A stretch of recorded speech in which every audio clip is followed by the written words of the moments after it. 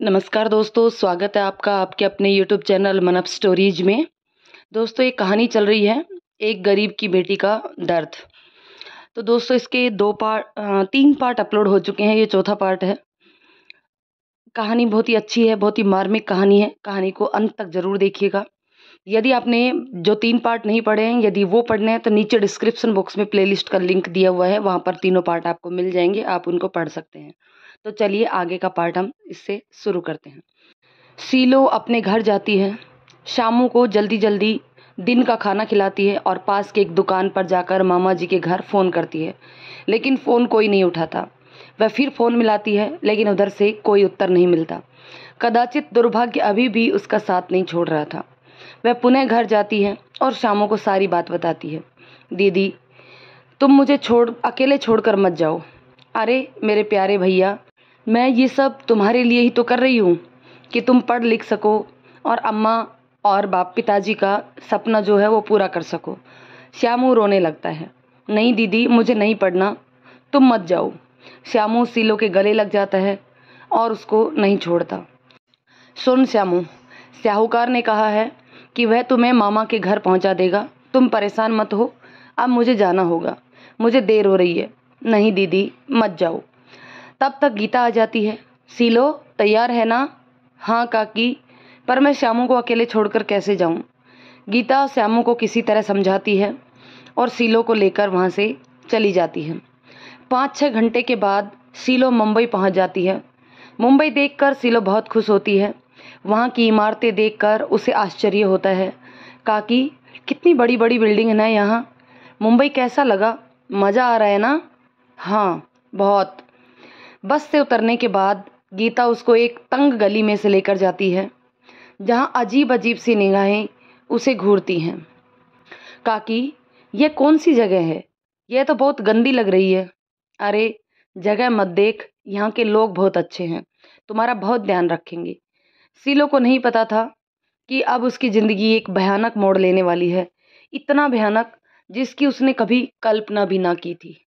वह एक ऐसे दलदल में फंसने जा रही थी जहां से वह कभी भी बाहर नहीं निकल पाएगी। गीता यहाँ उसको कोई काम नहीं दिलाने वाली थी, बल्कि वह तो उसको यहाँ बेचने लाई थी। गीता एक मुन्नीलाल नामक दलाल से मिलती है और सीलो को उसके हाथों सौंप देती है। बदले में मोटी रकम वसूल करती है। सीलो अब समझ जाती है कि उसके साथ धोखा हुआ है, लेकिन अब तो बहुत देर हो चुकी थी। वह बहुत गिड़गिड़ाती है कि काकी, मुझे छोड़कर मत जाओ, लेकिन अब उसकी आवाज़ कौन सुनने वाला था। देश के किसान की बेटी की यह दर्द हृदय विदारक स्थिति सभी नागरिकों के लिए लज्जाजनक है। एक किसान जो संपूर्ण मानव जाति का अन्नदाता होता है, जिसके परिवार की सुरक्षा प्रत्येक नागरिक का कर्तव्य होना चाहिए, परंतु यहाँ तो उसी बेटी को दलदल में धकेल कर गीता वापस साहूकार के घर आ जाती है। दलाल मुनीलाल सीलो को एक कमरे में बैठा देता है और बाहर से कुंडी मार देता है। सीलो वहीं बैठकर अपनी किस्मत को कोस रही थी। बैठी बैठी सीलो की आंखों से आंसू बह रहे थे। उसे आज अपनी माँ की बहुत याद आ रही थी। माँ, तुम हमें छोड़कर क्यों चली गई? अगर तुम होती तो यह सब ना होता। उसे श्यामू की याद सताने लगी। काश मैंने श्यामू की कही हुई बात मान ली होती तो आज मैं यहाँ नहीं होती। जब ये लोग मेरे साथ धोखा कर सकते हैं तो पता नहीं ये मेरे भाई श्यामू के साथ क्या करेंगे। उसे मामा के यहाँ भेजेंगे या नहीं। हे भगवान, क्या हम गरीबों को ही सताने के लिए बैठा हुआ है तू ऊपर? जब से मैंने होश संभाला है तब से देख रही हूँ, मेरी अम्मा बाबा ने कभी किसी का बुरा नहीं चाहा। फिर हमारे साथ इतना बुरा क्यों हुआ जो तुमने हमारे सिर से हमारे अम्मा पिताजी को छीन लिया? सीलो रोते रोते सोचती है कि मेरी तो मती मारी गई थी जो मैंने उस गीता पर विश्वास किया। पता नहीं अब मेरे साथ क्या होगा। तभी गेट खुलता है। सीलो अपनी आंखों से आंसू पोंछ लेती है। सामने मुन्नीलाल खड़ा था। उसने हाथ में खाने की थाली ली हुई थी। थाली सीलो की तरफ बढ़ाते हुए बोला, ए लड़की, ले खाना खा ले। नहीं, मुझे नहीं खाना, मुझे मेरे घर छोड़ दो, भगवान आपका बहुत भला करेगा। मेरे घर पर मेरा भाई रो रहा होगा, उसका कोई नहीं है। मैं आपके आगे हाथ जोड़ती हूँ, जितने पैसे आपने गीता को दिए हैं वो मैं सारी उम्र कमा कर चुका दूंगी, बस मुझे मेरे भाई के पास जाने दो। ए लड़की, देख, खाना खा ले, या जो भी आया है वो कभी वापस नहीं जा सकता, तो तू भी यहाँ से कहीं नहीं जा सकती, क्योंकि तुझे बहुत मोटी रकम देकर खरीदा है। मुन्नीलाल वहीं खाने की थाली रखकर कमरे का दरवाजा बंद करके चला जाता है। सीलो थाली की तरफ देखती है। थाली में रोटी, चावल, दाल, सब्जी थी। काश श्यामू यहाँ होता तो यह खाना देखकर खाकर उसकी तो दिवाली सी मन जाती। पता नहीं ऐसा खाना उसने कभी खाया भी था या नहीं, परंतु आज सीलो का एक टुकड़ा खाने का भी मन नहीं कर रहा था। वह थाली उठाकर साइड में रख देती है और सोचती है कि जब भूख होती थी तब तो ऐसा खाना नहीं होता था, और आज ऐसा खाना है तो आज भूख नहीं है। ऊपर वाले, ये कैसी लीला है तेरी। सोचते सोचते पता नहीं कब सीलो की आंखें लग जाती हैं। श्यामू साहूकार से कहता है, सरकार, हमारे स्कूल का टाइम हो गया, हमें स्कूल जाना है। तू स्कूल जाकर क्या करेगा? कौन सा कलेक्टर बनने वाला है? वैसे भी तुझे घर का काम ही तो करना है या फिर खेतों में काम करना है, और वो दोनों ही काम मेरे पास बहुत हैं। जा, तबेले में जाकर गाय भैंसों का गोबर उठा। क्या? गाय भैंस का गोबर? मेरी दीदी ने कहा था कि वह मुझे पढ़ाएगी। वो तो यहाँ मेरी पढ़ाई का इंतजाम करने के लिए ही तो आई थी, और दीदी ने कहा था कि आप मुझे मेरे मामा के घर भेज देंगे। पहले मुझे ये बताओ, मेरी दीदी कब आएंगी? ए लड़के, चुप कर। बड़ा आया पढ़ने वाला, कब से स्कूल स्कूल लगा रखी है। 2 लाख रुपए तुझे स्कूल भेजने के लिए नहीं दिए, समझा? सीलो को मैंने कमाने के लिए भेज दिया, तुम्हारा कर्जा माफ कर दिया, ऊपर से 2 लाख रुपए दे दिए। अब तुझे पढ़ने भेजूं तो तुम्हारे गोलू मोलू को कौन संभालेगा? जाओ और जाकर काम करो, वरना आज का खाना नहीं मिलेगा तुझे। श्यामू वहां से तबेले में जाता है। वहां पर गोलू मोलू भी बंधे हुए थे, जिनकी आंखों से भी आंसू लगातार बह रहे थे। श्यामू को देखते ही वो रंभाने लगते हैं। श्यामू दौड़कर गोलू के पास जाता है और उसके गले लग जाता है और रोने लगता है। ये क्या हो गया गोलू? दीदी तो कह रही थी कि साहूकार उसे पढ़ाएगा या फिर मामा के पास भेज देगा, परंतु यह तो मामा के पास भी नहीं भेज रहा और ना ही मुझे स्कूल भेज रहा। गोलू, क्या मुझे पढ़ाई छोड़नी पड़ेगी? गोलू ने फिर से गर्दन हिलाई और उसके गले की घंटी बजने लगी। समझ नहीं आ रहा कि वह क्या कहना चाह रहा है। रोते हुए श्यामू गोलू और मोलू को काफी देर तक सहलाता रहा। गोलू मोलू, मेरा यहाँ बिल्कुल भी मन नहीं लग रहा। इतना सुनते ही गोलू मोलू भी चक्कर काटने लगे, उछल कूद मचाने लगे। तुम्हारा मन भी नहीं लग रहा ना, मुझे पता है, पर करे भी तो क्या करे। अपने आंसू पोंछकर श्यामू फावड़ा उठाकर गोबर उठाने लगा। इधर दरवाजा खुलने की आवाज के साथ सीलो की आंखें खुलती हैं। सामने मुन्नीलाल खड़ा था। उसके साथ एक और औरत थी, जिसने महंगी सी साड़ी पहनी हुई थी और गले में एक बहुत ही मोटी सोने की चैन, हाथ में सोने के कंगन, माथे पे बड़ी सी लाल बिंदी, होठों पर लाल रंग की गहरी लिपस्टिक, आंखों में काजल और हाथ में एक कॉपी और पेन पकड़े हुए थी। दोनों कमरे के अंदर आते हैं और साइड में पड़ी कुर्सी पर बैठ जाते हैं। मुन्नीलाल औरत की तरफ मुंह करके कहता है, महाराज, यह लड़की है, गांव से आई है, तब से लगातार रो रही है। शायद अभी ये कुछ काम नहीं देगी, इसको थोड़ा समय देना होगा और मुझे यकीन है यह भी सही हो जाएगी। आप समझ रही है ना मैं क्या कहना चाह रहा हूँ? तुम चिंता मत करो मुन्नीलाल, जब हमारे साथ रहेगी तो हमारे रंग में अपने आप ढल जाएगी। जब भी कोई नई लड़की आती है तो शुरू शुरू में ऐसे ही रहती है, उसको अपने रंग में रंगना पड़ता है। यह तो धीरे धीरे हमारे रंग में रंग जाएगी। और वह औरत सीलो के पास आती है, उसके सिर पर हाथ फेरती है और कहती है, कैसी हो बेटा? उठकर मुंह हाथ धो ले, फिर थोड़ा नाश्ता कर लेना। सीलो के पास रखी थाली की तरफ देखकर वो औरत समझ जाती है कि रात को भी इसने खाना नहीं खाया। लगता है शाम को खाना नहीं खाया तूने। बेटा, खाना नहीं खाएगी तो कैसे काम चलेगा? खाना तो तुझे खाना ही पड़ेगा। चल अब उठ, मैं तेरे लिए नाश्ता भिजवाती हूँ।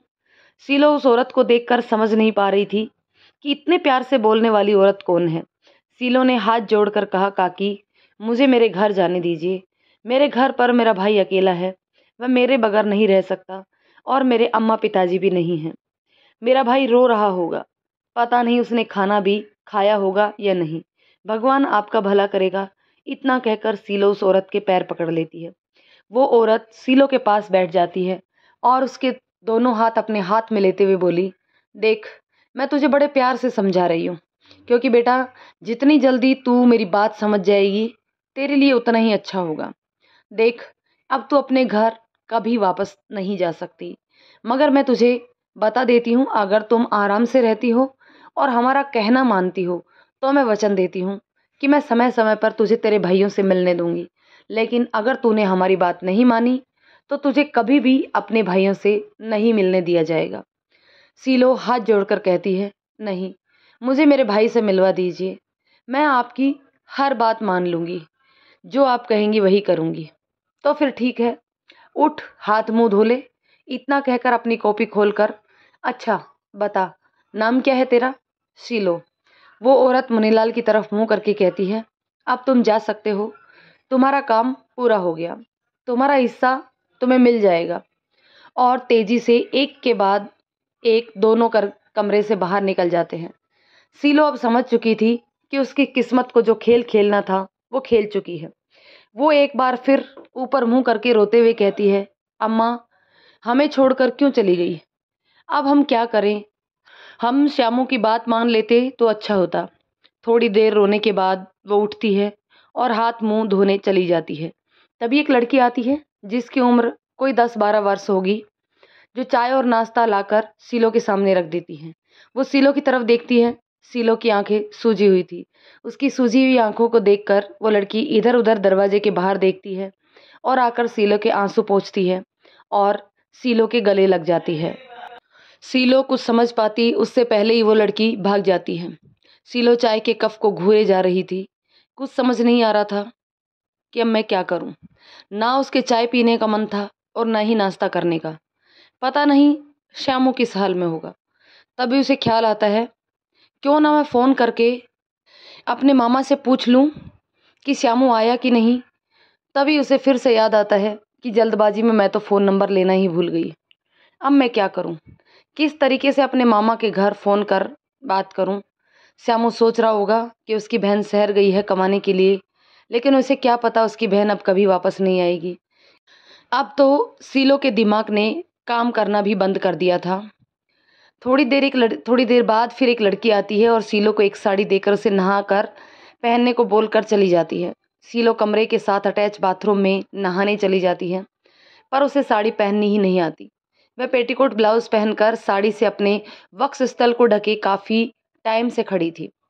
जो लड़की साड़ी देकर गई थी वही वापस आती है। शीलो को देखकर उसे कहती है, तुमने साड़ी क्यों नहीं पहनी अभी तक? शीलो, हमें साड़ी पहननी नहीं आती। वो लड़की शीलो को साड़ी पहनाती है और फिर एक अलमारी खोलकर उसमें से मेकअप किट निकालकर शीलो का हल्का सा मेकअप करती है। होठों पर लाल लिपस्टिक लगा देती है, रंग बिरंगी चूड़ियाँ पहनाती है और शीलो के गालों पर लाली लगा देती है और माथे पर बिंदिया भी लगा देती है।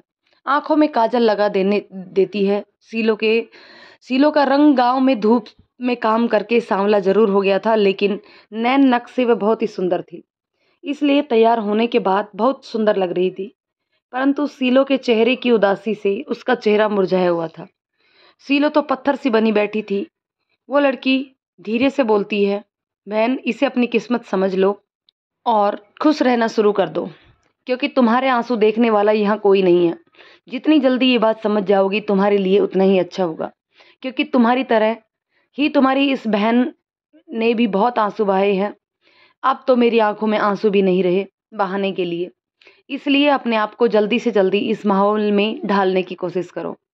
शीलो की आंखों से फिर से आंसू आ जाते हैं। वह उस लड़की की तरफ देखती है परंतु कुछ बोलती नहीं। तुमने चाय नाश्ता नहीं किया? शीलो को साड़ी पहनाने के बाद वह लड़की जाने लगती है तो शीलो उसका हाथ पकड़ लेती है और कहती है, हमें बहुत डर लग रहा है। तभी किसी की आने की आहट सुनाई देती है तो वह लड़की चुपचाप बिना बोले वापस चली जाती है और तभी वही मोहतरमा कमरे में प्रवेश करती है और शीलो को की तरफ देखकर कहती है, वाह शीलो, तुम तो बड़ी सुंदर लग रही हो, चलो मेरे साथ चलो। और वह उसे लेकर एक कमरे में ले जाती है। यहाँ पर कुछ सीलो की हम उम्र और कुछ उससे छोटी, कुछ बड़ी 6-7 लड़कियां साड़ी पहने तैयार होकर बैठी हुई थी। मोहतरमा उनकी तरफ देखकर कहती है, देखिए ये नई लुंडिया है, आप सभी तो यहाँ सभी का नियम कायदे जानती हैं। ये अनजान है, इसको भी सभी कायदे धीरे धीरे समझ में आ जाएंगे। इसका तुम सब ध्यान रखना। सभी ने हाँ में सिर हिला दिया। फिर वह सीलो को लेकर एक दूसरे कमरे में जाती है, जहाँ पर 2 औरतें बैठी सब्जी काट रही थी।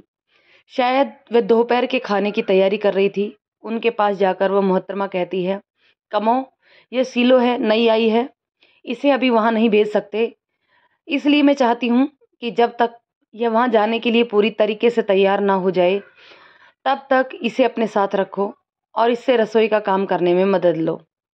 हाँ, ध्यान रखना, इसने शाम से कुछ भी खाया नहीं था और सुबह चाय नाश्ता भी नहीं किया। अगर इसका कुछ खाने का मन हो तो इसे खाने के लिए कुछ दे देना। 2-4 दिन में जब ये थोड़ी सही हो जाए तो यहाँ के तौर तरीके सिखाने शुरू कर देना। ठीक है महाराज, आप चिंता ना करें। सीलो को उनके पास छोड़कर मोहतरमा वहाँ से चली जाती है। सीलो वहाँ पर चुपचाप बैठ जाती है।